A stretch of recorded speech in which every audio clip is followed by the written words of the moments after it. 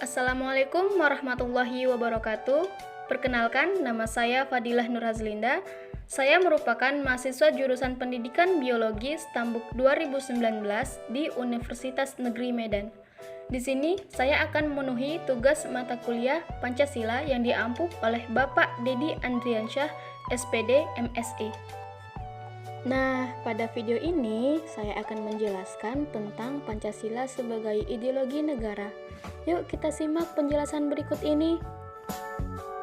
Sebelum mengenal lebih jauh, sebenarnya apa sih itu ideologi? Ideologi berasal dari bahasa Yunani, yaitu ideas dan logos, yang memiliki arti pemikiran, ilmu cara pandang, dan cita-cita. Sehingga dapat disimpulkan bahwa ideologi adalah seperangkat sistem yang diyakini setiap warga negara dalam kehidupan bermasyarakat, berbangsa, dan bernegara. Terbentuknya ideologi berasal dari sifat bangsa itu sendiri. Pengertian Pancasila sebagai ideologi negara. Ideologi Pancasila merupakan kumpulan nilai dan norma yang menjadi landasan keyakinan dan cara berpikir untuk mencapai tujuan dengan berdasar kepada 5 sila dalam Pancasila. Pancasila sebagai ideologi negara artinya seluruh warga negara Indonesia menjadikan Pancasila sebagai dasar sistem kenegaraan. Dalam Ketetapan MPR nomor 18 tahun 1998 pasal 1 yang bunyinya Pancasila sebagaimana dimaksud dalam pembukaan Undang-Undang Dasar 1945 adalah dasar negara dari Negara Kesatuan Republik Indonesia harus dilaksanakan secara konsisten dalam kehidupan bernegara. Di samping itu, ideologi memiliki 4 fungsi. Yang pertama, Pancasila berperan sebagai sarana pemersatu masyarakat dan juga bertindak sebagai pemelihara persatuan dan kesatuan bangsa. Yang kedua, berfungsi untuk mengarahkan dan motivasi bangsa untuk mencapai cita-citanya. Yang ketiga, karena Pancasila merupakan identitas bangsa, ia juga berperan untuk memelihara dan mengembangkan identitas tersebut. Yang keempat, Pancasila sebagai ideologi negara juga berfungsi sebagai kontrol sosial. Maksudnya adalah Pancasila menjadi tolak ukur sejauh mana negara kita telah mencapai cita-citanya. Jadi, dalam prinsipnya, ideologi Pancasila ini teraktualisasi dalam kehidupan sehari-hari, yaitu pada sila pertama, ketuhanan yang Maha Esa. Sila ini mengandung arti menjamin tidak adanya diskriminasi atas agama sehingga negara memberikan kebebasan beragama dan pluralisme keagamaan. Di sila kedua, kemanusiaan yang adil dan beradab.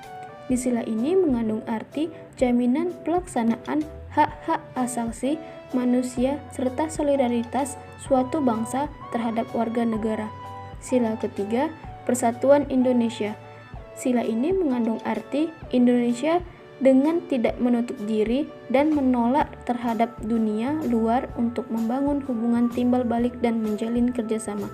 Sila keempat, kerakyatan yang dipimpin oleh hikmah kebijaksanaan dalam permusyawaratan perwakilan.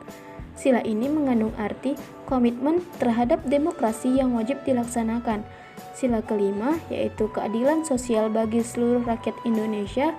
Sila ini mengandung arti memberantas kemiskinan dan diskriminasi terhadap minoritas dari bumi Indonesia. Selanjutnya, saya akan memberikan contoh ideologi di negara lain. Yang pertama, Korea Utara, yang menganut ideologi Juche atau penentuan nasib sendiri, yang dirumuskan oleh Kim Il-sung. Pada praktiknya, Korea Utara menganut ideologi Marxisme atau komunis, di mana agama dan keyakinan dianggap sebagai penghambat karena bertentangan dengan kebijakan pemerintahan. Penguasa memiliki hak atas keseluruhan hidup warganya. Propaganda kebencian terhadap negara lain seperti Amerika dan Korea Selatan, sehingga warga negara hanya menganggap bahwa pemimpin mereka yang paling hebat, tidak memiliki hak untuk berpendapat dan adanya pelanggaran HAM. Yang kedua, saya memberi contoh negara Arab Saudi yang menganut ideologi Salafisme atau Wahabi, yaitu pemahaman hukum Islam yang berdasarkan pada praktek Rasulullah dan sahabatnya. Dalam menangani persoalan hukum terhadap dua konstitusi, Mahkamah Syariah berwenang untuk memeriksa perkara pidana dan lembaga fatwa berwenang untuk memberikan keputusan hukum. Negara Arab Saudi menggunakan Al-Quran dan Sunnah Rasulullah sebagai undang-undang dasar negara dan syariah sebagai dasar hukum bagi mahkamah atau peradilan. Dan yang ketiga, saya memberi contoh negara Amerika Serikat yang menganut ideologi liberalisme, di mana tidak adanya pembatasan, khususnya dari pemerintah dan agama, memberikan pertukaran gagasan yang bebas bagi setiap orang, memiliki sistem pemerintahan yang transparan, dan menolak adanya pembatasan kepemilikan individu. Baiklah, di akhir pembahasan, saya akan menarik kesimpulan dalam kehidupan dewasa, berbangsa, dan bernegara masih banyak ditemukan perilaku yang melanggar nilai-nilai Pancasila sebagai ideologi negara. Untuk itu, diperlukan adanya penegakan hukum dan tindakan tegas yang harus dilakukan tanpa adanya pandang bulu. Kemudian, dalam rangka menyongsong masa depan, diharapkan generasi muda bisa paham, bisa sadar, dan menghayati dengan kuat nilai-nilai Pancasila yang kemudian dicerminkan dalam sikap dan pemikiran di kehidupan sehari-hari. Nah, teman-teman, sampai di sini dulu ya pembahasan video kita kali ini. Sampai jumpa di lain waktu. Assalamualaikum warahmatullahi wabarakatuh.